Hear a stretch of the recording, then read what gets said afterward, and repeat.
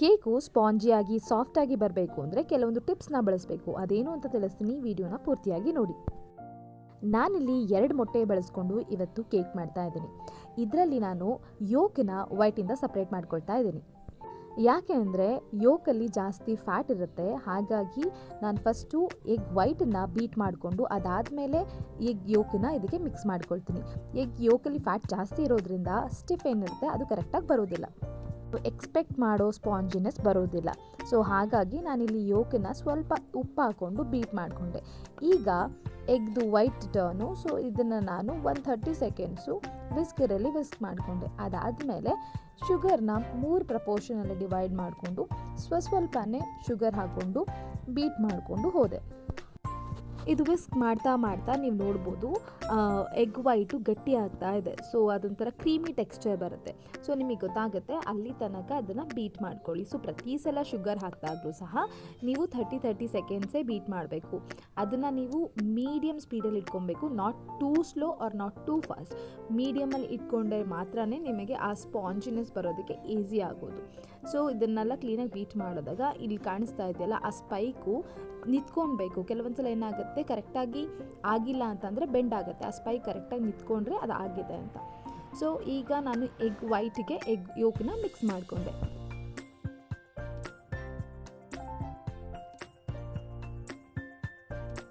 ಇದನ್ನು ಸಹ ನಾನು ವಿಸ್ಕರಲ್ಲಿ ಚೆನ್ನಾಗಿ ಮಿಕ್ಸ್ ಮಾಡ್ಕೊಳ್ತಾ ಇದ್ದೀನಿ, ಎಗ್ ವೈಟು ಮತ್ತು ಎಗ್ ಯೋಕನ್ನ.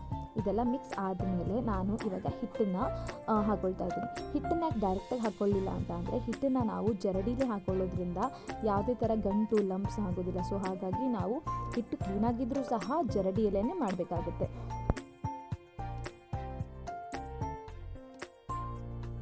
ಈ ಎರಡೂ ಸಹ ಸ್ವಲ್ಪ ಪ್ರಪೋರ್ಷನಲ್ಲಿ ಹಾಕ್ಕೊಬೇಕು, ಒಟ್ಟಿಗೆ ಹಾಕೋಬಾರ್ದು. ಆ್ಯಂಡ್ ಸ್ಪ್ಯಾಚುಲನ ಯೂಸ್ ಮಾಡಬೇಕು ಕಲಿಸೋದಕ್ಕೆ, ವಿಸ್ಕರಲ್ಲಿ ಮಾಡಬಾರ್ದು ಈ ಟೈಮಲ್ಲಿ. ಯಾಕೆ ಅಂತ ಅಂದರೆ ಆ ಮಿಕ್ಸಿಂಗಲ್ಲಿ ನೀವು ಕೆಳಗಡೆಯಿಂದ ತೆಗೆದು ಮೇಲ್ಗಡೆ ಹಾಕಬೇಕು. ಸೊ ಹಾಗಾಗಿ ಅದು ಸ್ಲೋ ಮಿಕ್ಸಿಂಗ್ ಇರಬೇಕು. ಕೆಳಗಡೆಯಿಂದ ಎತ್ತಿ ಮೇಲ್ಗಡೆ ಏರ್ನ ಕ್ಯಾಪ್ಚರ್ ಮಾಡಿ ಒಳಗಡೆ ಹಾಕೋತೀರ. ಇಲ್ಲಿ ನಾನು ಆಯಿಲು, ಮಿಲ್ಕು ಮತ್ತು ವೆನಿಲಾ ಎಸೆನ್ಸ್ನ ಮಿಕ್ಸ್ ಮಾಡಿಕೊಂಡೆ. ಡೈರೆಕ್ಟಾಗಿ ಅದು ಬ್ಯಾಟರಿಗೆ ಹಾಕಲಿಲ್ಲ, ಸಪ್ರೇಟಾಗಿ ಮಿಕ್ಸ್ ಮಾಡಿಕೊಂಡು ಬ್ಯಾಟರ್ನೇ ಎತ್ತಿ ಇದಕ್ಕೆ ಹಾಕಿ ಮಿಕ್ಸ್ ಮಾಡ್ಕೊಳ್ತಾ ಇದ್ದೀನಿ.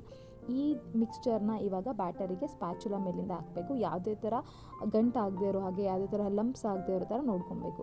ಇವಾಗಲೂ ಅಷ್ಟೇ ಕೆಳಗಡೆಯಿಂದ ಎತ್ತಿ ಮೇಲೆ ಹಾಕೋ ಹಾಗೆ ಸ್ಪ್ಯಾಚುಲದಲ್ಲಿ ಮಿಕ್ಸ್ ಮಾಡ್ಕೊಳ್ಳಿ. ಅದನ್ನು ಅಲ್ಯೂಮಿನಿಯಂ ಫಾಯಿಲ್ ತೊಗೊಂಡು ಗ್ರೀಸ್ ಮಾಡಿಕೊಂಡು ಬ್ಯಾಟರ್ನ ಅದಕ್ಕೆ ಶಿಫ್ಟ್ ಮಾಡಿದೆ. ಆಮೇಲೆ ಏನಾದರೂ ಏರ್ ಬಬಲ್ಸ್ ಇತ್ತು, ಲಂಪ್ಸ್ ಇತ್ತು ಅಂದರೆ ಎಲ್ಲ ಕ್ಲಿಯರ್ ಆಗಲಿ ಅಂತ ಕಡ್ಡಿಯಲ್ಲಿ ಕ್ಲೀನಾಗಿ ಕ್ಲಿಯರ್ ಮಾಡಿದೆ. ಅದಾದಮೇಲೆ 1-2 ಸಲ ತಟ್ಕೊಂಡು ಪ್ರೀ ಹೀಟೆಡ್ ಓವನಲ್ಲಿ ಇದನ್ನು ಬೇಕ್ ಮಾಡಿದೆ. 160 ಡಿಗ್ರಿ ಸೆಲ್ಸಿಯಸಲ್ಲಿ 20 ಮಿನಿಟ್ಸ್ ಬೇಕ್ ಮಾಡಿದ್ದು ಇದು ಕ್ಲೀನಾಗಿ ಕುಕ್ ಆಗಿತ್ತು. ಇವಾಗ ಇದನ್ನು ತೆಗೆದು ಕಟ್ ಮಾಡ್ತಾ ಇದ್ದೀನಿ. ನೋಡಿ ಎಷ್ಟು ಸ್ಪಾಂಜಿಯಾಗಿ ಬಂದಿದೆ ಅಂತ.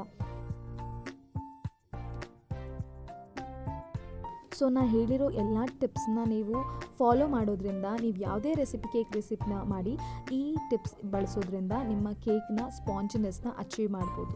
ಸೊ ಇದೇ ಥರ ನಮ್ಮ ಚಾನಲ್ನ ನೋಡಿ ಸಪೋರ್ಟ್ ಮಾಡ್ತಾ ಇರಿ. Thank you so much.